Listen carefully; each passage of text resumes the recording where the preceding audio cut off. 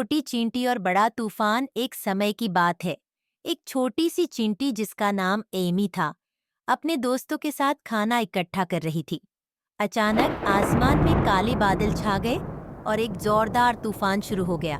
बड़े बड़े ओले जैसे भारी बारिश की बूंदें गिरने लगीं, जिससे छोटी चींटियों के लिए चलना मुश्किल हो गया। एमी के दोस्त जल्दी से सुरक्षित स्थान पर चले गए, लेकिन एमी ने देखा कि एक क्षय बाद इसीनी लायक टिड्डा एक गिरे हुए पत्ते के नीचे फंसा हुआ संघर्ष कर रहा था। एमी को पता था कि वह बहुत छोटी है, लेकिन उसने बिना हिचकिचाए मदद का फैसला किया।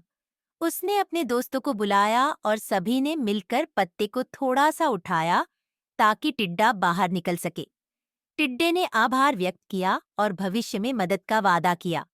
तूफान के बाद चींटियां सुरक्षित अपने घर लौट आईं और अपनी मदद पर गर्व महसूस किया।